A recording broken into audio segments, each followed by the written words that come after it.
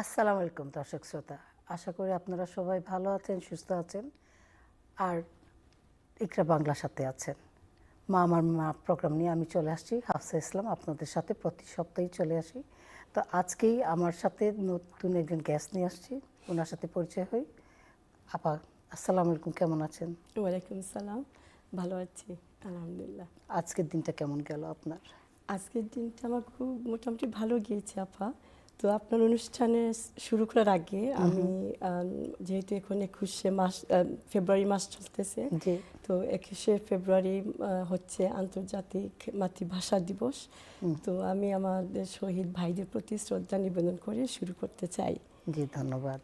ধন্যবাদ আপনাকে আমাকে আজকে আমন্ত্রণ জানানোর জন্য। তো জিজ্ঞেস করেছিলেন যে দিনটা কেমন গেল। দিনটা আমার খুব ইমোশনাল ছিল, কারণ গত বৃহস্পতিবার আমার মেয়ে আসছে, আমার নাতি একটা আছে, নাতিন আছে, ওদেরকে নিয়ে আসছিল। তো সানডে আমাদের একটা ইভেন্ট ছিল, আমার আব্বার জীবনী নিয়ে আমি বই লিখেছি, তো ওইটার বুক লঞ্চ ছিল। তো আমাদের অনেক আনন্দে কেটেছে। বা আমার মেয়েটা কালকে চলে গেল, তো মেয়ে নাতিন ওরা চলে গেলে তো খুবই খারাপ লাগে, হার্ট ব্রোকেন, বাসা খালি, হাহাকার করতেছে। বাট কি করব, জীবন তো হতে হবে। চিন্তা করেন, আপনি আপনার মেয়ে চলে গেছে, কিন্তু আপনিও তো কারণ না কারণ মেয়ে ছিলেন, আপনারও চলে আসতে হয়েছে। আর ঠিক সিমিলার পরিস্থিতি, আমার মেয়ে তো লন্ডন বড় হয়ে ম্যানচেস্টারে বিয়ে হয়েছে। তো আমি সিলেটে বড় হয়েছি, কিন্তু আমার হাজবেন্ড থাকতেন ঢাকায়, তো আমিও 200 মাইল দূর চলে গিয়েছি। তো মাঝে মাঝে ভাবি যে আসলে তো আমার আম্মাও সমান কষ্ট পেয়েছিলেন, এত দূর তো ছোট করে আসা যায়ও না। তো দ্যাটস লাইফ, মেনে নিতে হয়, চলতে হয়। তো সৌদা আপা, আপনি কি কাজ করেন? আমি একজন টিচার, শিক্ষিকা, প্রাইমারি স্কুলের টিচার। তো আমি এখন পার্ট টাইম করি। পার্ট টাইম বলতে কি, আমি মেইন স্কুল আমার যেটা, ওখানে আমি প্রায় 30 বছর থেকে আছি। তো আমার ছোট মেয়ে বয়স হচ্ছে 17। তো ওর জন্ম পরে আমি পার্ট টাইম চলে গিয়েছি, 2 দিন করি ওখানে। তো এখন ওখানে আছি, but in the meantime আরও 2 দিন 1 দিন সাপ্লাই টিচিং করি এজেন্সির সাথে। তো ওইটা আমার ফ্লেক্সিবল আওয়ার আর কি। থার্সডে ফ্রাইডে হচ্ছে আমার পার্মানেন্ট জব, আমাকে এটা করতেই হয়। ছেলে মেয়ে কয়জন? আমার 3 জন আলহামদুলিল্লাহ। বলতেছি 3 জন, বা এখন আমার 5 জন হয়ে গেছে, বিকজ আমার সব বড় হচ্ছে ছেলে, ও বিয়ে করেছে 2 বছর আগে। তখন আমার পুত্রবধূ, ও তো আমার মেয়ে মতো দায়িত্ব আমার। তারপর আমার মেয়ে হচ্ছে 2 নম্বর, আর ওর বিয়ে হয়েছে 5 বছর আগে। ওই যে বললাম নাতি আছে, নাতিন আছে। তো ওর হাজবেন্ড তো আমার ছেলের মতো, আমার জামাই, মেয়ের জামাই যেটা। তো এখন তারও নাতি একটা 6 মাসের, আর নাতিন হচ্ছে 2 বছরের। তো ওরা তো, আমি তো ওদের মার মা, তো বুঝতে পারছেন তো দায়িত্ব এবং আনন্দ অনেক। বলে না যে বাচ্চা কাচ্চা হচ্ছে নাতি নাতিনের জন্য টান বেশি থাকে। অবশ্যই, মানে ওরা যখন আসে আমরা তো সবাই আগে নাতি নাতিনকে হাক দিই, ওদের কোথায় জিজ্ঞেস করি। তো আমার মেয়ে মাঝে মাঝে বলে, মাম আম হিয়া, আমি এখানে আছি। কারণ আমরা ওর বাচ্চাদের নিয়েই আমরা ব্যস্ত হয়ে পড়ি। আসলে যখন তারা ধরেন ডোর দিয়ে ঢুকছে, তখন এই নাতিনরে দেখা যায়, বাচ্চাদেরকে পরে ফোন করলে তো ওদের কোথায় আগে জিজ্ঞেস করে। তো বলে, mum how about me, can ask about me. Exactly. আসলে বাচ্চারা বড় হয়ে গেলে, তার বাচ্চা হয়ে গেলে, তখন গিয়ে আদর যত্ন সবই থাকে, কিন্তু এই যে নাতি নাতিন এদেরকে আরো বেশি পছন্দ হয়, তাদের কথা শুনতে ইচ্ছা করে, এটাই স্বাভাবিক। হ্যাঁ, আর এক ছোট একটা মেয়ে, ও এ লেভেল করতেছে, ইনশাআল্লাহ নেক্সট ইয়ার ইউনিভার্সিটিতে যাবে। মাশাআল্লাহ, হ্যাপি ফ্যামিলি। থ্যাংক ইউ, আলহামদুলিল্লাহ। আপনি বলছিলেন লেখালেখি করেন, আপনার বাবাকে নিয়ে একটা বই লিখেছেন। আপনি কি অন্য আরো বই পাবলিশ করেছেন? পাবলিশ করেছি। তো আগে যখন আমি কলেজে ছিলাম, সিলেটে ছিলাম, এমসি কলেজে লেখাপড়া করেছি। অ্যাকচুয়ালি এসএসসি দেওয়ার সময় প্রথম বই, গল্প বই প্রকাশ করেছি, 200 মরুভূমি। তারপর ওইটা 2 বছর পরে, মেবি 86 থেকে আরেকটা বই, গল্পের বই, সোনালী প্যারাডাইস আচ্ছা, সরি 89-এ মনে হয় প্রকাশ তো আপনি সাধারণত গল্প বই লিখেন? আগে গল্প বই লিখতাম, তারপর মাঝখানে অনেক ব্রেক ছিল, যে এদেশে আসলাম, ফুল টাইম চাকরি করতাম, বা ছেলেমেয়েরা ছোট ছিল, আচ্ছা, তো আর সাহিত্য চর্চা তেমন করতে পারিনি। বাট আলহামদুলিল্লাহ এখন তো ওরা বড় হয়ে গেছে, যদিও ঝামেলা কমেনি, কিন্তু ঝামেলা কমে না, কিন্তু ঝামেলা হ্যাঁ, বাড়তেই থাকে। বাড়তেই থাকে, কিন্তু এখন আর ওদের একটু সময় বের করা যায় আর কি নিজের জন্য। তো তা ঠিক। এখন আবার একটু লেখালেখি শুরু আমার আম্মা করেছি। বলতেন যে বাচ্চা কাচ্চা ছোটকালে কিন্তু বেস্ট, জি, কারণ চোখের সামনে আছে, কি করছে দেখছি। তারা বড় হয়ে গেলে তখন ওই কোথায় যায়, কি করলো না করলো, এগুলো একটা ভয় লাগে, তখন টেনশনটা বেশি থাকে, বেশি টেনশন। দায়িত্বটা একটু কমে কিন্তু টেনশনটা বাড়ে। জি, আর আমাদের এই দেশে আপা আমাদের বাচ্চাদের উপর অনেক প্রেশার। বাংলাদেশে তো আমরা একরকম ছিলাম, আমাদেরকে বাংলা শিখতে হয়েছে, আরবি, পরিবেশটা তো এরকম ছিল, মানে জি, সবাই আমরা সবাইকে চিনতাম, একটা নাইস এনভায়রনমেন্ট ছিল। বা এখানে তো আমাদের বাচ্চাদেরকে অনেক কিছু মানে ইংলিশ, বাংলা, আরবি সব কিছু শিখতে হচ্ছে, প্লাস তো এনভায়রনমেন্টও ডিফারেন্ট, কালচারটা ডিফারেন্ট। তো ওগুলার ভালো মন্দ সব কিছু বিবেচনা করে ওদেরকে চলতে হয়। অবশ্যই। তো এই যে আপনি বলছেন যে তাদের এখানকার, আমরা যে সোসাইটিতে থাকি একটা ডাইভার্স সোসাইটি, এই ডাইভার্স সোসাইটিতে তারা অনেক কিছু দেখছে, এক্সপোজ হচ্ছে।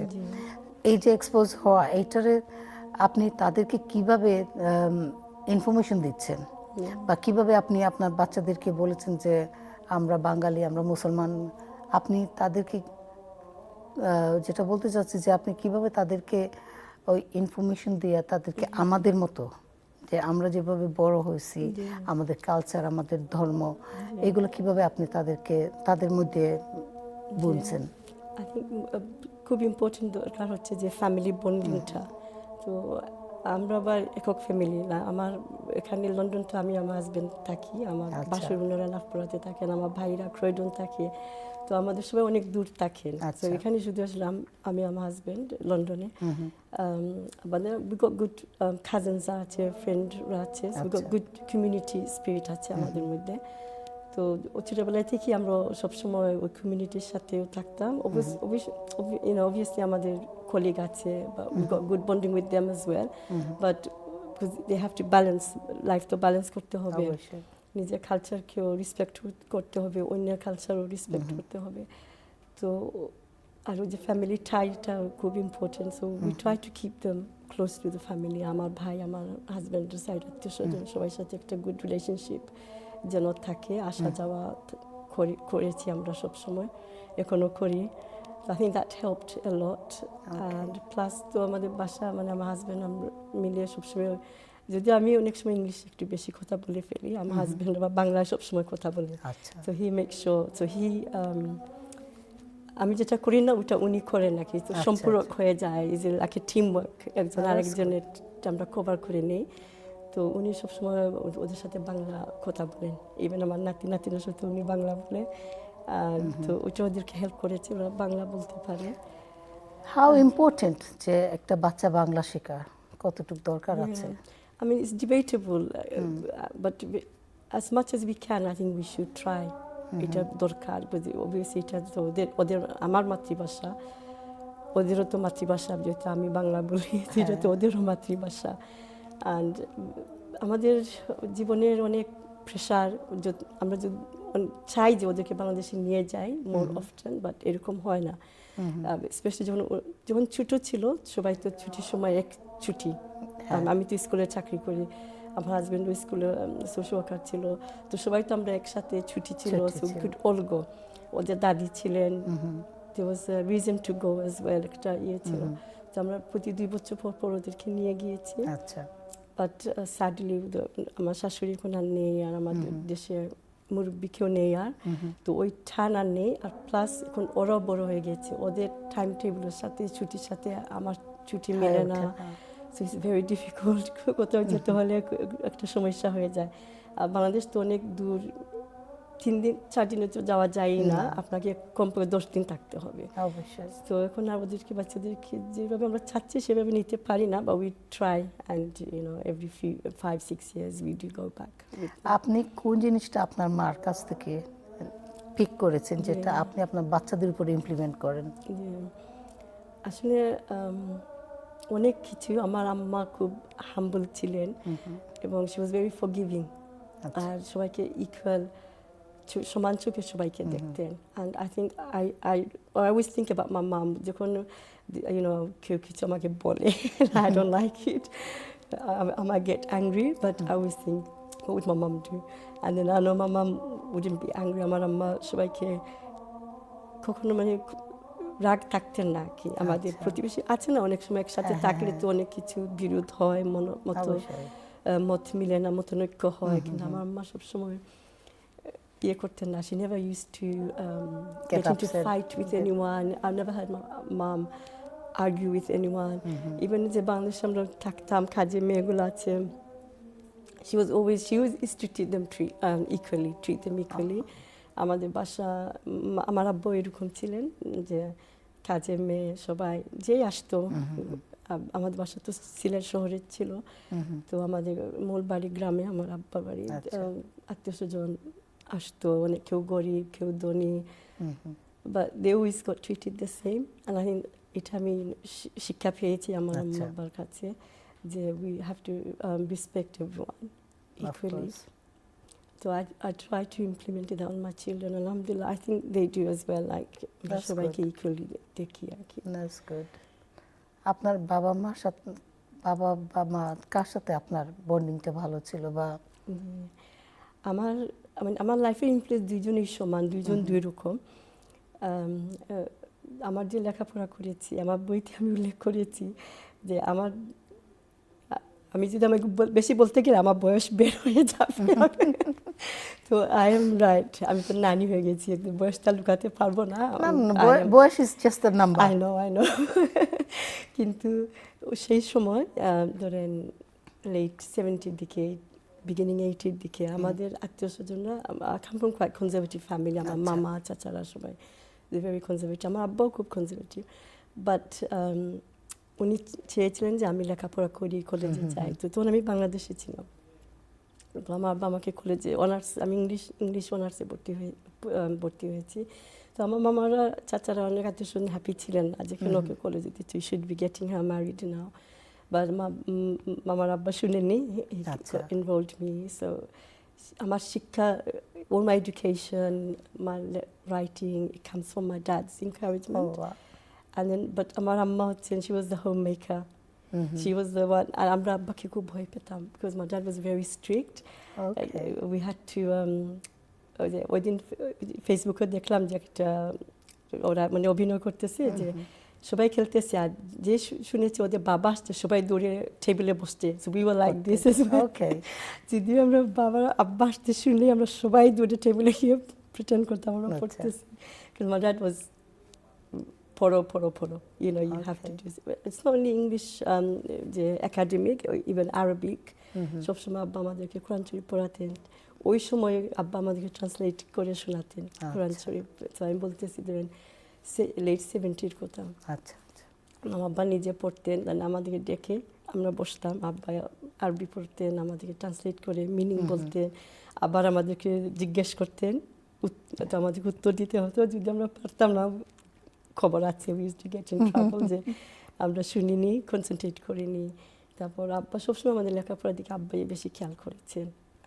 এই যে আপনার আব্বা আপনাদেরকে নিয়ে বসতেন পড়াশোনার জন্য, এখন কিন্তু আমরা বাচ্চাদেরকে এই ধরনের সুযোগ বা সময় দিচ্ছি না, কারণ আমাদের লাইফস্টাইল আর আগের লাইফস্টাইল কিন্তু ডিফারেন্ট। কিন্তু তারপরও চেষ্টা করি আমরা বাচ্চারা এখন যে তালের সাথে মিলাতে গিয়ে, যেমন এখন নতুন প্রযুক্তি, মোবাইল ফোন বলেন, ল্যাপটপ বলেন, বলেন, তারা যে নতুন ইয়েগুলো পাচ্ছে, ডিভাইসেসগুলো পাচ্ছে, এইগুলা আপনি কিভাবে তাদেরকে এনকারেজ করেন বা তাদেরকে সাপোর্ট করেন? কারণ আপনি হয়তো তাদের মতো এত ফাস্ট না, বাট আপনি in a way of monitoring as well is Yeah. important. তারা কি দেখছে, তো আপনি কিভাবে এই জিনিসগুলোরে দেখেন বা মনিটর করেন? যে আসলে I think we bin lucky, কারণ আমার ছেলে মেয়ে তো অনেক বড়, সো এতটুকু ফেস করতে হয়নি, শুধু ছোটটাকে নিয়ে খুব ফেস করতে হয়েছে। When she's 12, all her friends got mobile, you know, so she wanted one, but we kept on keeping it off until she's like maybe 14 or 15, so we did start giving her from that age. But we monitor. So, but এখন she's 17, it's hard to monitor now because especially at school, বাচ্চাদেরকে তো homework দেওয়া হয় ফোনে, even at primary school, আমি তো primary school teacher, and I feel so bad যে এখন সব হোমওয়ার্ক কিন্তু সবাই সরে আসতেছে, এখন নো রাইটিং, সব ফোনে আর ইসে। এটা খুবই, আমি একদিক দিয়ে খুব ফাস্ট, বাচ্চারা ফাস্ট লার্নিং করতেছে, but it's not good because real reading হচ্ছে না, এবং ওই যে মা বাবার সাথে সেই আগে তো আমাদের ছেলে মেয়েদেরকে হোম টাইম ছিল, সবাই একসাথে বসে আমরা হোমওয়ার্ক করতাম, সব কিছু করাতাম, বাট এখন তো মোবাইল সবাই ডিভাইসে করতেছে, আমাদের বেশি হেল্প করারও চান্স থাকে না, স্পেশালি আমার মেয়ে অনেক বড় হয়ে, মানে she 16, so I can't really help her much, but just being there is important. So যে বলছিলেন আমার মেয়ে, যে বড় মেয়ে যেটা, ও ডেন্টিস্ট, ও যখন ডেন্টিস্ট্রি পড়তেছিল for 10 years আমি বাংলাদেশে যেতে পারিনি, because I try to go for every 5 years, but ও আমাকে যেতে দিত না। তারপর একদিন আমি বললাম, তুমিই পড়তেছো, আমি তো তোমাকে পড়াই না, so why do you let me go? So বলে, no mom, just that you're in the house, that gives me the relief. It's not that you're not teaching, you know, I need you to do anything for me, just knowing that আমার মা ঘরে আছে, ওইটাই আমার জন্য big thing. Yeah, so that's how important moms are, you know, their role. We might not realize, but just being around them, just keeping an eye, and that they know that you're there for them. Oitai খুব important. অবশ্যই, it is quite important যে বাচ্চাদের সাথে থাকা, কথা বলা। আপনি তো একজন টিচার, প্রাইমারি স্কুল টিচার, তো টিচার প্লাস মা, তো এই যে আমাদের নতুন জেনারেশন বাচ্চারা, তারপর মারা বাবারা আছেন, তারা কি করতে পারেন যে অনেক বাচ্চাদেরকে সাপোর্ট দরকার হয়, কিন্তু বাবা মা বুঝেন না কি ধরনের সাপোর্ট, তারা স্টাডিতে হয়তো আরেকটু সাপোর্ট পাইলে ভালো করতো, বাসা থেকে যদি তারা বাবা মারা এনকারেজ করতেন, তো তারা কি করতে পারেন, কোন ধরনের অ্যাডভাইস আপনি দিবেন? আসলে জানেন, এখন মা বাবা হওয়াটা খুবই challenging, because of the mobile devices, because the way fast technology is moving. So first of all, giving time to your parents. I'm a primary school teacher, so it's heartbreaking. যখন মা বাবারা আসে, ইভেন নার্সারি বাচ্চাকে নিতে আসেন মা বাবারা, ওনারা ফোনে আছেন, বাচ্চা তো অপেক্ষা করতেছে, কখন ছোটো 3 বছরের বাচ্চা অপেক্ষা করতেছে কখন মা আসবে বা বাবা আসবে, বাট দেখাম কিন্তু ওনাদের হাতে ফোন, ওনারা ফোনে কথা বলতেছেন, বাচ্চাকে গ্রিট করতেছেন না, ওনারা ফোন শেষ করে তারপর বাচ্চাকে গ্রিট করতেছে। সো ওইগুলো দেখে উই গেট হার্ট ব্রোকেন, যে ওনারা তো উচিত ফোন রেখে আগে বাচ্চাকে ওয়েলকাম করবেন, হাগ দিবেন, বাচ্চার সাথে কথা বলবেন। সো যে বেসিক এগুলাকে সব মা বাবাকে ফলো করতে হবে, যেন বাচ্চারা মনে করে যে বুঝতে পারে যে they are important and they can talk to their parents. আমি নার্সারি থেকে 5, 6 সেম স্টোরি, মানে সব মা বাবা ফোনে থাকেন সব সময়। আর এটার জন্য হচ্ছে কি, another thing is because parents are so busy, বাচ্চাদেরকে টিভি অন করে রেখে দেন, আর ওনারা ব্যাকগ্রাউন্ডে কাজ করতেছেন। So but we know that মা বাবার ভয়েস বাচ্চা শোনাটা খুবই ইম্পর্টেন্ট, ওনাদের স্পিচ ডেভেলপ হয়, বাচ্চাদের স্পিচ ডেভেলপ করতে সাহায্য করে। বা যদি টিভি ব্যাকগ্রাউন্ড থাকে, বাচ্চা কিন্তু মা বাবার কণ্ঠস্বর, ফ্যামিলির কণ্ঠস্বর শুনতেছে না। সো দ্যাটস নাদার থিং, আমরা দেখতে পাই যে নাওয়াডেজ স্পিচ ডিলে হচ্ছে, বাচ্চাদের খুব বেশি হচ্ছে স্পিচ ডিলে, তার মধ্যে ডিট্যাচমেন্ট ফ্রম দ্য ফ্যামিলি, বন্ডিংটা হচ্ছে না। আর বিকজ পিপল আর, ইভেন আপনি নিজেই বলি যে আপনি ঘুম থেকে উঠে মনে করবেন আচ্ছা আমি 1 মিনিট ফোন চেক করি, কখন 1 ঘন্টা হয়ে যায়, it happens to me as well, আমি সবাই হয়। So we just have to be alert, specially when you have young children. আর যতটুকু স্যাডলি অনেক প্যারেন্টস মনে করে যে ছোটো বাচ্চারা গেম খেলায়, দে ফিল সো প্রাউড যে আমার বাচ্চা এই গেম পারে, ওই গেম পারে, but it's nothing to be proud of, it's not good, it's harming their their তার development চেয়ে যদি seriously. বলে যে আমার বাচ্চা এই নার্সারি রাইমটা জানে, জি বা আমার বাচ্চা 1 to 10 পর্যন্ত কাউন্ট করতে পারে, জি বা অ্যালফাবেটগুলো জানে, জি যে কোনো ভাষাই হোক জি জানে, তাহলে ওইটা কিন্তু আরো মোর প্র্যাকটিক্যাল বা মোর ইম্পর্টেন্ট। জি ওইটাই। সো মা বাবা ওইটা থেকে সরে আসতেছেন। আর যেন বললেন যে কিভাবে সাহায্য করতে পারেন, ওই যে সবসময় আসলে মা মা বা বাবা হওয়াটা ইটস ভেরি হার্ড। সব জবের তো একটা লেবেল থাকে, একটা ট্রেনিং থাকে। ডাক্তার হতে হলে আপনাকে নির্দিষ্ট পুস্তক পড়তে হবে, টিচার আমার ট্রেনিং আছে, বা অ্যাজ এ প্যারেন্ট ট্রেনিং তো থাকে না। গাইডলাইন্স। আর আমাদেরকে so many roles we have to take, তাই না? একজন মা তো ক্লিনার তো আছেনই, কুক তো আছেনই, এরপরে উনি teacher, doctor, psychologist, everything. So it's very difficult to do it, but we have to maintain everything. We have to make sure that আমরা করি, we are there for our children and we do our best. আর যদি main কথা হচ্ছে, যদি আমরা কিছু বুঝি না, not to be embarrassed, লজ্জা না পেয়ে নেইবার, ফ্রেন্ডস, কাউকে জিজ্ঞেস করা। আর মেইন সাপোর্ট হচ্ছে স্কুলে। স্কুল প্রায় তো দেখি হাই স্কুলেও আছে প্যারেন্টস সাপোর্ট গ্রুপ আছে। সো প্যারেন্টস, মা বাবারা তো ওখানেও যেতে পারেন। হোমওয়ার্ক গ্রুপ আছে, দেন দে উইল শো ইউ কীভাবে আপনাকে বাচ্চা হোমওয়ার্ক করতে হবে, শেখাতে হবে, সাপোর্ট করতে হবে। So there are lots of, হ্যাঁ, অনেক প্যারেন্টিং গ্রুপ আছে, অপশন আছে। Parents really want to do it, যদি চান, আপনার ইচ্ছা থাকলে উপায় হবে। তো আপনি যদি চান যে আপনি পারবেন, you will find you way, because there are lots of help around. এই যে যেমন আপনি বললেন যে বাপ মার কোনো গাইডলাইন্স নাই, স্পেশালি মার উপরে সবকিছু কিন্তু নির্ভর করে। একটা সন্তান যদি ভালো হয় তখন বাবার সন্তান, খারাপ হলে মার সন্তান হয়েছে। তো এই জিনিসটা থেকে আমরা বাইরে হয়ে আসা উচিত, কারণ বাচ্চা ভালো হোক আর মন্দ হোক, দুইটাই কিন্তু বাবা মার সন্তান। তো এই যে মানে আমাদের যে বাঙালি কালচার বলেন বা আমাদের এশিয়ান কালচার, এখানে বাচ্চাকে আমরা মায়েরা কিন্তু ইচ্ছাকৃতভাবে খারাপ পথে ঠেলে দেই না, কিন্তু হয়ে যায় কখনো। আমরাও তো মানুষ, আমরাও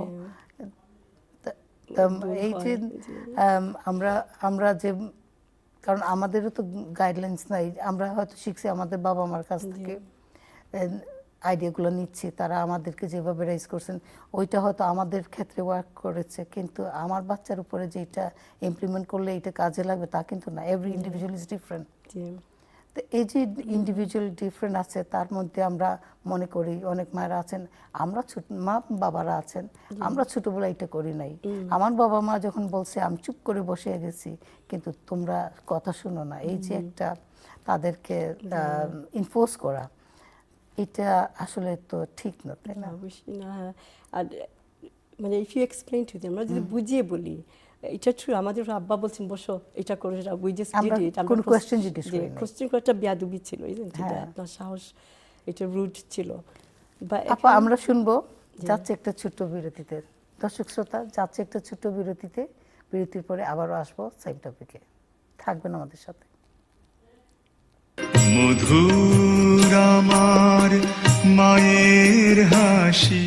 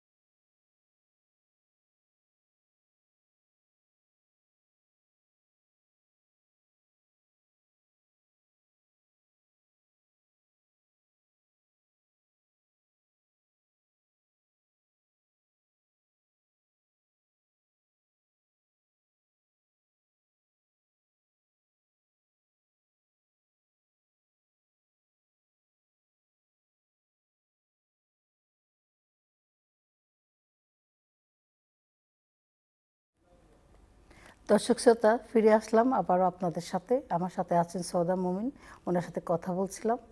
তো আপা, আপনি যদি কন্টিনিউ করেন, আমরা ব্রেকে যাওয়ার আগে যে বাবা মাদের নিয়ে কথা বলছিলাম যে। তো আমি এখন কাজী নজরুল ইসলামের 2টা লাইন বলবো আচ্ছা। ওনার কবিতা নারী থেকে। তিনি বলছেন, সাম্যের গান গাই, আমার চোখে পুরুষ রমণী কোনো ভেদাভেদ নেই। বিশ্বের যা কিছু মহান সৃষ্টি চিরকল্যাণকর, অর্ধেক তার করিয়াছে নারী, অর্ধেক তার নর। তো কবিতাটি পড়লে মনে হয় যে এত সুন্দর করে উনি বলেছেন যে আমাদের নারী টিম ওয়ার্ক, ওইটাই আসল। তো যখন কেউ যুদ্ধে যায়, আমরা দেখি যে যুদ্ধে যে শহীদ হয়েছে আমরা তাকে দেখি, বাট ঘরে যে মেয়ে বিধবা হলো আমরা তো তাকে দেখতেছি না। তো সব অবশ্যই পুরুষরা সামনে, ওনারা তো ট্রেডিশনালি ওনারাই তো পয়সা রুজি করতে যান, বা ঘর আঁকড়ে ধরে আছেন স্ত্রীরা, একজন নারী ধরে আছেন, সন্তানকে মানুষ করতেছেন একজন নারী, while the man is out earning bread. ওইটাই ট্রেডিশন আমাদের, এখনো এটা আছে। তো আমি যখন আমার বইটা যখন লঞ্চ করি, অনেকে আমাকে জিজ্ঞেস করেছেন যে what about your mom, তোমার আম্মার কী রোল ছিল? তো আমি বললাম, দেখো, my dad could do what he did because my mom supported him. আমার আম্মা যদি সাপোর্ট করতেন না, আমার আম্মা যদি সংসার ধরে রাখতেন না, তাহলে তো আমরা মেবি মানুষ হতাম না। আলহামদুলিল্লাহ আমার ভাই, আমরা তো যে আল্লাহ যতটুকু দিয়েছেন হাজার শুকরিয়া। বাট আমার আব্বা ছিলেন সমাজসেবক ছিলেন, উনি প্রধান শিক্ষক ছিলেন, প্লাস ইংল্যান্ডে এসে ব্যবসা করেছেন, ব্রিকলে মসজিদের প্রতিষ্ঠাতা ট্রাস্টি ছিলেন, টিলাগ্র মসজিদের মুতল্লি ছিলেন, তারপর ক্রাইস্ট চার্চ প্রাইমারি স্কুল ব্রিকলিন, ওখানে ছোটোবেলায় আমি গিয়েছি, তো ওখানে প্রেয়ার গভর্নর ছিলেন। এরপর তো উনি কমিউনিটি মানুষকে সবসময় হেল্প করেছেন। তো ইন দ্য 70s, আপনি জানেন কি না, I don't know about Altaf Ali being murdered. তো রেশিয়াল হ্যারাসমেন্ট খুব বেশি হচ্ছিল, তো আমার আব্বা সব কিছুতে জড়িত ছিলেন। So he worked very hard, but he could do all this because he knew at home my mom was there. She was taking care of us. নাহলে তো উনি পারতেন না। So behind every, ওই যে বললেন যে অর্ধেক করেছে নারী, অর্ধেক তার নর, so women should get the credit as well. Of course. And even আমাদের নবী মুহাম্মদ সাল্লাল্লাহু আলাইহি সাল্লাম, উনি তো ইসলাম সম্প্রচার করেছেন, আর কিন্তু ওনার স্ত্রীরা ওনাকে খুব সাপোর্ট করেছেন। হযরত খাদিজা আলাইহিস সালাম, উনি তো ছিলেন ব্যবসায়ী, তো উনি তো অর্থনৈতিকভাবেও আমাদের নবী সাল্লাল্লাহু আলাইহি ইসলামকে সাহায্য করেছেন। সব মহাপুরুষ, সব পুরুষের পিছনে কিন্তু নারীরা হাত আছে, ওনারা সাহায্য সুবিধা করেছেন, এই জন্য পুরুষরা সফল হতে পেরেছে। অনেকে বলে যে হাজবেন্ডরাই বলেন যে she is a housewife. Yes, এটা কিন্তু একটা অবহেলিতভাবে বলা হয়, she does nothing, she is a housewife, she can do this. কিন্তু সে যে হাউসওয়াইফ হতে হলে যে কতটুকু পেশেন্ট দরকার আর কতটুকু সাপোর্ট দরকার, এটা একটা মহিলা জানে যে সে সারাদিন কিভাবে এই বাসার বাইরে গেলে তো কাজ করছি আমরা, at the end of the day বাসায় গেলে আর কোনো তেমন টেনশন নেই, স্পেশালি পুরুষদের। কিন্তু মহিলা বাসায় কাজ করার পরেও তার বাসায় গিয়ে রান্না বান্না করা, ঘর বাড়ি গোছানো, পরিষ্কার করা, বাচ্চাদেরকে লুক আফটার করা, তাদের হোমওয়ার্ক করছে কিনা এগুলো খবর নেওয়া, এইগুলো কিন্তু একটা অনেক কাজ। আর আই থিঙ্ক এই যুগে মেয়েরা যারা চাকরি করে, লট অফ রেসপন্সিবিলিটি। ওই যে বললেন, অবশ্যই বাইরে থেকে কাজে এসে ছেলেরা যদিও হেল্প করেন, হাজবেন্ডরা হেল্প করেন, but they never do it properly, and also not everybody helps. It's true. বলে এটা তোমার কাজ, তুমি মা, তুমি মহিলা, এটা তোমার কাজ। I think আপনার জেনারেশন, আমার generation, we're kind of evolving. I think my husband helps আমাকে একটু সাহায্য করে, but I think the next generation ছেলেরা কিন্তু চেঞ্জ হচ্ছে, because I think they saw how hard their mom worked, and they don't want their wife to go through this. And I know, mashallah, my son, he's hands-on as well. So I think his wife, I would say his wife is very lucky, alhamdulillah, because he will help her a lot. So yes, at the end of the day, it's all teamwork, isn't it? As a family, আমাদেরকে বুঝতে হবে। আর পুরুষরা অনেকে বুঝেন না যে যদি even একজন ইসলামিক স্কলার বলছিলেন একবার, আমার মনে আছে উনি বলছিলেন যে আপনার স্ত্রী যদি মেন্টালি ভালো না থাকে, একজন স্ত্রী, যে কোনো স্ত্রী, মা, তাহলে বাচ্চা কিভাবে সুস্থ মেন্টালি থাকবে। ভালো থাকবে, সুস্থ It's থাকবে? true. আর ইভেন the sociology, psychology part is that you have to look after yourself first. First.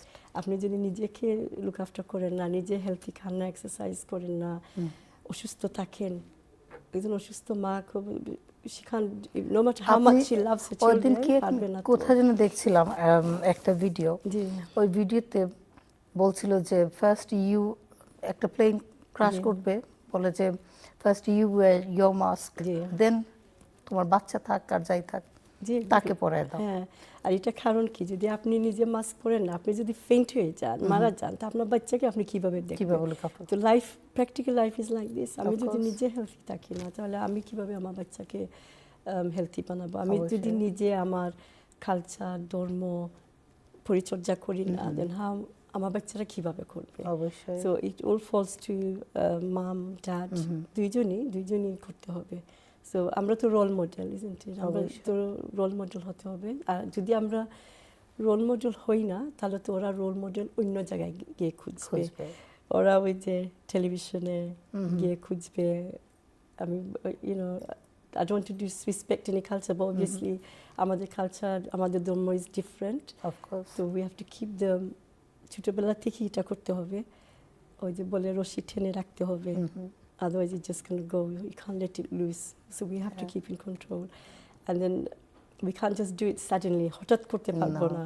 We have to do it after, as soon as they're born. You have to have that bonding with your child. You have to, আমাদের vision থাকতে হবে যে আমার বাচ্চাটা আমি কি চাই। অবশ্যই আমি ভালো প্রফেশনাল তো হতেই হবে, because everyone needs to earn money, but at the same time spiritual, emotional welfare is important as well. তো ওরা তো ইমোশনালি কনফিডেন্ট হতে হবে, ফাইন্যান্সিয়ালি কনফিডেন্ট হতে হবে, spiritually confident হতে হবে. So there's so many angles to be a perfect human being, ভালো সন্তান হতে হলে। So but এটা তো আমাদেরকে দিতে হবে, we have to show them the path. অবশ্যই। আপনি কি করেন যে আপনার নিজের ওয়েলবিংটা চিন্তা করেন বা টেক কেয়ার করেন? আলহামদুলিল্লাহ, I think আগে তো কিছু করতাম না, but last maybe 10-15 years থেকে always আমার গাড়ির দরজা থাকে, বাট আমি গাড়ি সবসময় স্কুলে নেই না। I take the tube, so that it makes me walk. তো আমাকে হাঁটতেই হবে। তো I try to take public transport, হাঁটার চেষ্টা করি, গাড়ি কম ইউজ করি, অনলি যখন করতেই হবে আর কি তখন গাড়ি ইউজ করি। আর তারপর because আমি তো primary school teacher, so obviously আমরা তো বাচ্চাদেরকে সব কিছু শিখাই। অ্যাজ এ প্রাইমারি টিচার আমরা তো ইংরেজি, ম্যাথস, হেলথি ইটিং, সব কিছু করাতে হয়। So I try to practice what I preach. বাচ্চাদেরকে বললাম you eat 5 portion of fruit and vegetable, আমি নিজে খেলাম না, তো এটা আমি হিপোক্রিট হয়ে যাব। So I try to practice what I preach basically. So I try to eat healthily as well. That's good. আলহামদুলিল্লাহ, ভালো আছি, so far so good. বর্ডারে আমার সব কিছু বর্ডারে আছে। So I'm trying not to exceed and just keep everything in control. So I do lots of walking. That's really good. না, দরকার আছে আমাদের মেন্টাল হেলথ, ইমোশনাল হেলথ, এগুলো কিন্তু অনেক important to look after ourself. আমরা জীবনে স্পেশালি বিং এ ওমেন আমরা অনেক কিছু স্যাক্রিফাইস করি। যেমন আপনি বলছেন যে 10 বছর আপনি বাংলাদেশে যান নাই আপনার মেয়ের কারণে। এই যে স্যাক্রিফাইসটা আপনি দিয়েছেন, যার কারণে আপনার মেয়েটা ভালো একটা এডুকেশন করে সে ভালো একটা জব করছে প্রফেশনাল লেভেলে। তো এইগুলো মাঝে মধ্যে আমাদের স্যাক্রিফাইস, কিন্তু এগুলো কাউন্ট করা হয় না। এইটা তো তোমার দায়িত্ব, তুমি মা, তোমার দায়িত্ব, তুমি এটা দায়িত্ব পালন করছো, দায়িত্ব হিসেবে দিয়ে বলা হয়। কিন্তু কখনো ওইটা নিয়ে চিন্তা করেন যে আরে আমার মাটা স্যাক্রিফাইস করছে বা আমার ওয়াইফটা স্যাক্রিফাইস করেছে, সে এই জিনিসটা অ্যাভয়েড করেছে, চায় নাই, তার যে শখ আহ্লাদ ছিল এগুলা পালন করে নাই। তো এইগুলো নিয়ে কিন্তু অনেক ক্ষেত্রে দেখা গেছে যে প্রবলেম হচ্ছে ফ্যামিলিতে, husband and wife understanding problem হচ্ছে, যার কারণে অনেক ডিভোর্স রেট বাড়ছে। আমাদের মতো এজ হওয়ার পরেও কিন্তু ডিভোর্সটা এখন ইদানিং দেখা দিচ্ছে। এইটা কি আসলে হাজব্যান্ড অ্যান্ড ওয়াইফের মধ্যে কম্প্যাটিবিলিটি কখনো ছিল না বলে, না এমনি just because we are expose to so many things now, এখন আমরা ইন্ডিপেন্ডেন্ট হওয়ার একটা সূত্র পেয়ে গেছি হয়তো, specially being in this country. মহিলারা সুযোগ পায়, মানে তাদের অনেক কি আছে, সাপোর্ট আছে, সাপোর্ট নেটওয়ার্ক আছে। বাংলাদেশে হয়তো এই ধরনের সাপোর্ট নেটওয়ার্ক নাই। একটা মহিলা যদি হাউস ওয়াইফ থাকে, তার টাকা পয়সার একটা ফাইন্যান্সিয়াল সলভেন্ট একটা প্রবলেম, তো তারা ডিভোর্স নিতে গেলেও কিন্তু একটা চিন্তা করে, কিন্তু এই দেশে কিন্তু তার চিন্তা নাই, গভর্নমেন্ট থেকে তারা বার্তা পাচ্ছে, চলে যাচ্ছে। যে আসলে ইটস কোয়াইট কমপ্লিকেটেড, কারণ সবাই তো একরকম হয় না, সেম পেইন্ট ব্রাশ দিয়ে পেইন্ট করা যাবে না। আর আপনি যেটা বলছেন যেটা দুইটাই, কিন্তু সাম ফ্যামিলিতে দেখবেন, because Mara, they have a soft, they're quite soft, isn't it? They do lots of sacrificing, and then Babara takes the chance. Definitely. And then, you know, chole jai Bangladeshe, or they get up to no good and all this. And I think it's good that women stand up for themselves, because arekta jinish sometimes আমরা শুনি যে আমাদের আগে হয়েছে, মেয়েদের উপর জুলুম করা হতো, মেয়েরা সহ্য করেছে। সো লটস অফ পিপল সে আগে মেয়েরা এত ভালো ছিল, মহিলারা মায়ের খাইতো তাও চুপ করে বসে থাকতো। হ্যাঁ, বা এটা তো ভালো না, বিকজ আপনি যে বলেন they weren't financially confident, solvent, so they couldn't do anything. ওনাদেরকে সহ্য করতে হয়েছে। বাট আজকাল মেয়েরা, I think when someone is doing wrong to you, you have to put a stop, you have to take action. And if they don't listen to you, I think it's good that they are leaving. I think that's really good. But of course, on the other hand, যে বললেন, sometimes মেয়েরা advantage নিচ্ছে, হাজব্যান্ডেরও advantage নিচ্ছে, ভালো হাজব্যান্ডরা, but they have other plans, and then they get their husbands in trouble, পুলিশের সাথে। So দুই দিক দিয়েই হচ্ছে, but I think it's end of the day সবাইকে আমাদের ধর্ম কথা চিন্তা করতে হবে, what is our religious teaching, আমাদের ছেলে মেয়েদের what's best for our children. Both parents have to make sacrifices. Of course. And I know lots of men have made so many sacrifices, like স্ত্রী অসুস্থ, I know lots of men, alhamdulillah, the wife are really ill, but they do most of the work, inside, outside, they look after their wives, and I respect them. You know, and similar with women as well. Definitely. So it's very hard, you know, because people are so different, you know. Some keko advantage নিচ্ছে স্বামীর, keko কোনো স্বামী advantage নিচ্ছে স্ত্রী, দুইজনই রং ভুল করতেছেন। সবাইকে ছেলে মেয়েদের কল্যাণ যেটা ওইটাই করা উচিত, আর নিজেদের as well, obviously mentally আমাদেরকে সুস্থ থাকতে হবে। অনেক মহিলারা they just stay there because মনে করে আমি গিয়ে বদনামি হব, বাট দেন ওই যে ডিপ্রেশন হয়ে যায়, তখন তো ছেলেমেয়েদের জন্য উনি ভালো না, they end up in hospital, they end up of course in mental institution, তো এটাও ভালো না। So people need to seek help, advice. There are many advice centers as well. একসাথে থেকে দুজনে ঝগড়া করার চেয়ে বেটার টু বি সেপারেটেড, কারণ এটা কিন্তু বাচ্চাদেরকে খুব বাজেভাবে ইনফ্লুয়েন্স করে। যে যদিও বলে যে সেপারেশন খুব খারাপ, ইসলাম এটা অ্যাপ্রুভ করে না, ইটস নট ট্রু। আমাদের ধর্ম কখনো বলে না যে তোমাকে সব কিছু সহ্য করতে হবে। আল্লাহ এমনভাবে আমাদের মাদেরকে দায়িত্ব দিয়ে দিয়েছেন, পুরুষদের দায়িত্ব দিয়ে দিয়েছেন, সবাইকে যার রোল প্লেয়ার কী করতে হবে বলে দিয়েছেন। তো সবাইকে তো ওইটা মেনে নিতে হবে, আর করতে না পারলে আল্লাহই তো এটা তালাক যেটা, এটা তো আল্লাহই কোরআন শরীফে দিয়ে দিয়েছেন যে কাউকে সহ্য করার জন্য তো বলছেন না। আপনি বলছিলেন, আমরা যখন অফ দি এয়ার ছিলাম, যে আপনার বয়স যখন 5 বছর তখন বাংলাদেশে চলে গেছিলেন, কারণ তারপরে 12 বছর বয়সে আসলেন, 5 বছর বয়সে চলে আসছেন, তারপরে 12 বছর বয়সে আপনি চলে গেছিলেন। আপনার জন্ম বাংলাদেশে? জি।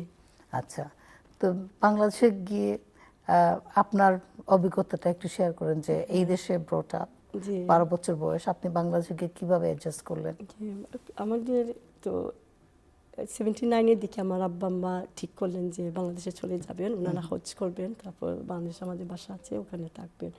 তো আমি আমার ছোটো ভাই চলে গিয়েছিলাম, আমার বড় ভাই বিজনেস করেছিলেন, তো উনি জাননি, উনি ইংল্যান্ডের থেকে গেলেন। তো আমরা যেতে চাইনি, আমি তো যেতে চাইনি, বিকজ আমি তো বাংলাদেশে যাইনি কখনো, সেই যে 5 বছরে আসছি আর যাইনি। তারপর আগে তো এরকম ফোন টোন ছিল না, তো কাজিনদের সাথে তো আমার কোনো সম্পর্ক ছিল না। I didn't know anything about Bangladesh. I didn't want to go. বাবার কোনো মনে আছে যখন প্লেন থেকে নেমেছি, এত গরম ছিল, অগস্ট মাস, ইট ফেল লাইক হেল, মানে খুবই প্রচন্ড প্রচন্ড গরম ছিল। তো আমার অ্যাডজাস্ট হতে মনে হয় 2 বছর লেগেছে। বাট যখন অ্যাডজাস্ট করেছি, স্কুলে গেলাম, লেখাপড়া করলাম, আই স্টার্ট লাভিং ইট, আমি খুব ভালো পেয়েছি। তারপর তো আমি ওখানে এমসি কলেজে ইংরেজিতে ভর্তি হয়েছি। তারপর সামহাও আমি নিউজ পেপারে লেখা আরম্ভ করি। আমাদের বাসায় বেগম পত্রিকা, আমার আব্বা পত্রিকা আনতেন, ইনকিলাব মনে হয় আনতেন, আর আমার জন্য বেগম, আম্মা বেগম পড়তেন। তো ওখান থেকেই আমি এনকারেজমেন্ট পাই যে আমি নিজেই লিখি। তো আমি কবিতা লিখে পেপারে দিয়েছি, ওরা ছাপিয়েছিল। তো ওখান থেকে আমার লেখালেখির যাত্রা শুরু হয়। আচ্ছা। তো আমাদের এমসি কলেজে প্রফেসর ছিলেন শফিউদ্দিন আহমেদ স্যার, ডক্টর শফিউদ্দিন আহমেদ। আমি তো ইংরেজি ডিপার্টমেন্টের, আর উনি ছিলেন বাংলা ডিপার্টমেন্টের হেড। তো আমার এখনো মনে আছে, মনে হয় যে সেদিন একই ঘটনা ঘটেছিল। আমি বাসায় ছিলাম রোজা, একটা ছেলে ছাত্র এসে আমাকে বলছে, আমাদের বাসা আবার এমসি কলেজের কাছে, আমার আব্বার বাসা টিলাগড়ে। তো বলছে যে শফিউদ্দিন স্যার বলছেন আপনাকে দেখা করার জন্য। আমি খুব ভয়ে পেয়ে গেছি যে স্যার বাংলার প্রফেসর আমাকে কেন ডাকতেছে। খুব ভয়ে ভয়ে আমি গিয়েছি। তখন স্যার বলে, এই মেয়ে, এগুলো তুমি লিখেছো? স্যার আমার সব লেখা রেখেছেন। আমি বলছি জি স্যার। তো বলে যে এইগুলো নিয়ে বসে আছে কেন, তুমি বই বের করো। তো ওখান থেকে আমার লেখাটা বই বের হলো আর কি। তো বললাম 2টা বই লিখেছি। পরে তো বিয়ে হলো 89-এ, তারপর 90 দিকে আমি ইংল্যান্ড চলে আসছিলাম। তারপর এসে আর মানে সেটেল হওয়ার জন্য আর যাইনি আর কি, এখানেই আছি। তো এখানে টিচার ট্রেনিং করলাম, করে চাকরি নিয়ে তো চাকরির কোনো টিচিং করতেছি। এই তো ছেলে মেয়ে 3টা জন্ম হলো। লাইফের অভিজ্ঞতা আপনার। জি। তো যে বললাম এখানে এসে আবার জন্য মতে সুরমা ওগুলাতে লেখালেখি করেছি বিগিনিংয়ে। বা যত বাচ্চারা বড় হলো, ফুল টাইম চাকরি নিয়ে আর লেখালেখি পরে দেখলাম যে ছুটি যে সামার হলিডে, এনি হলিডেতে আমি লিখতে বসতাম। তখন দেখলাম আমি এনজয় করতেছি না, লাইক ওয়াজ এ প্রেশার, বুঝছেন? কারণ বাচ্চারা তিনি হলিডে যেতে হয়, বের হতে হয়, ওই ফাঁকে যদি আমি লিখতাম, then I thought I am not gonna write at the moment, I am not enjoying it. লেখালেখি তো এনজয় করতে হবে, রিল্যাক্স মনে লিখতে হবে। So I stopped for like I don't know maybe 20 years. And then কোভিডের সময়, ওই যে বলে কোভিড ওয়াজ অভিশাপ এবং আশীর্বাদও। তো আমার জন্য আলহামদুলিল্লাহ it was a good turning point for me, because কোভিডে তো আমার স্কুল বন্ধ ছিল, বাসায় ছিলাম আমরা প্রায় বছরখানেক। তো ওই সময় এত মানে আরও কয়েকটা ঘটনা ঘটেছিল, মানুষের সাথে কথা হয়েছিল। মানে আমার আব্বার এক ছাত্রের সাথে আমার দেখা হয়েছিল। তো উনি আমাকে বলছিল যে তুমি তোমার আব্বার কি ফ্যাক্টস লিখে রাখো, বিকজ আমি অনেক কিছু জানতাম না আমার আব্বার সম্পর্কে। তো ওইটা লিখতে গিয়ে যখন আমি ফোন করি আমার আত্মীয় স্বজনদেরকে ইনফরমেশনের জন্য, সবাই ভাবছে আমি বই লিখতেছি। বলে তুমি বই লিখতেছো? তারপর একদিন ভাবলাম সবাই ভাবতেছে আমি বই লিখতেছি, লিখেই ফেলি। ওই শুরু হলো আর কি। 2020-তে লেখা আরম্ভ করেছিলাম। এটার ফল হলো ওই যে রোববারের যে প্রোগ্রামটা, রোববারের প্রোগ্রামটা শেষ করলাম। তো I did it in Bangla and ইংরেজি, ইংলিশ বাংলা। তো বাংলায় যে I think I started in February, March. I was Bangla ভাষা নিয়ে, I mean I was doing lots of research. Then I thought let me বাংলায় লিখি। তারপর ভাবলাম যে আমার ছেলেরা ভালোভাবে তো বাংলা পড়তে পারবে না, আর নাতিনরা তো বড় হলে পারবেই না, তো ইংলিশে লিখি। So I did both in one বুক। এইটার জন্য কি আপনার আফসোস হয় যে বাচ্চারা বাংলা পারবে না পড়তে, আমার লেখাটা করতে পারবে না, যদি ইংলিশে না করতেন তাহলে বাংলায় তো থাকতো, তাহলে এটা নিয়ে আপনার আফসোস হয়? আফসোস হয়, বাট দেন মনে হয় যে ওরা তো ইংল্যান্ডে আছে, হোয়াট ক্যান দে ডু, বুঝছেন? মানে আমাদের তো অনেক প্রেশার, সব দিক দিয়ে তো মেনটেন করা হার্ড। ইভেন আমার ছেলেমেয়েরা বাংলা বলতে পারে, বা লেখালেখি তো ওরা পারে না। উই ট্রাইড, বাট আমরা পারিনি because of life pressure, so many things happening. চাকরি নিয়ে we found it very challenging, so we gave it up. তো আমাদের নাতিনের সাথে আর বলবে, হোপফুলি বাংলা বলবে, বাট কিন্তু লেখাপড়া হবে না। বাট দেন বলা যায় না আপা, বিকজ আমি একটা আর্টিকেল নিউজ পেপার লিখেছিলাম বেশ আগে, আমি যখন পড়তেছি ইউনিভার্সিটি যাচ্ছি, তো আমি বাংলা পেপার পড়তেছি, আর আমার মনে হয় একটা সাদা ছেলে, ইংরেজি ছেলে, আমাকে একটা লিফলেট দিল বাংলায়। তো আমি দেখলাম এটা ওই যে মর্মনের লিফলেট, যে মর্মন আছে ওদের, তো আমি ওকে তাকালাম, তো আমি বললাম হাউ ডিড ইউ নো যে আমি বেঙ্গলি? তো বলে ইউ রিডিং বেঙ্গলি। তো আমাকেও বাংলা বলতেছে না। তারপর বললাম how do you know Bengali? তো ও বললো যে ওর বাবা ছিলেন বাঙালি ইঞ্জিনিয়ার কালকাটার, ও মা ইংরেজি, ও কোনো দিন বাংলা শিখেনি, মানে বাবার সাথে তো অত সম্পর্ক ছিল না। কিন্তু ও যখন বড় হলো তখন ও he grew interested in his roots, so he went to Calcutta, he studied Bangla and then he managed to read and write Bangla. আপা, আর আপনার সাথে গল্প করতে খুবই ইচ্ছা করছে আরও, কিন্তু আমাদের সময় শেষ পর্যায়ে। তো যাওয়ার আগে আপনি আমাদের দর্শকদের উদ্দেশ্যে কিছু যদি বলেন। হ্যাঁ, তো আমি বলবো আপা, আপনার প্রথমত ধন্যবাদ আমাকে নিয়ে আসার জন্য। আর ওই যে আমরা বাংলা ভাষা নিয়ে কথা বলতেছিলাম, আই হোপ সবাই মানে যতটুকু আমরা পারি আমাদের বাচ্চাদেরকে বাংলা শেখাবো। আর প্লাস আমাদেরকে মনে রাখতে হবে যে আমাদের তো 2 দিনের দুনিয়া, আমরা সবাই চলে যাব। তো হাদিসে আছে এরকম যে আমরা যখন চলে যাই 3টা জিনিস আমরা রেখে যাই। একটা হচ্ছে আমাদের গুড ডিডস, আমরা যে ভালো কাজ করব। একটা হচ্ছে সাদাকা, আমরা যে চ্যারিটি দিই। আর আরেকটা হচ্ছে পুণ্যবান সন্তান, কারণ আমরা মৃত্যুর পরে আমাদের সন্তানরাই আমাদের জন্য রুহের জন্য দোয়া করবে। তো আপা ধন্যবাদ আপনি আসার জন্য। দর্শক শ্রোতা, আজকে এইটুকুই ছিল। আমার সাথে সৌদা, মমিন আপা ছিলেন। তো আগামী রোজার পরে আবারও দেখা হবে, আপনাদের সাথে কথা হবে। সবাই ভালো থাকুন, সুস্থ থাকুন। রোজার মাসটা ভালো চলুক আপনাদের। আসসালামু আলাইকুম। মধুর আমার মায়ের হাসি।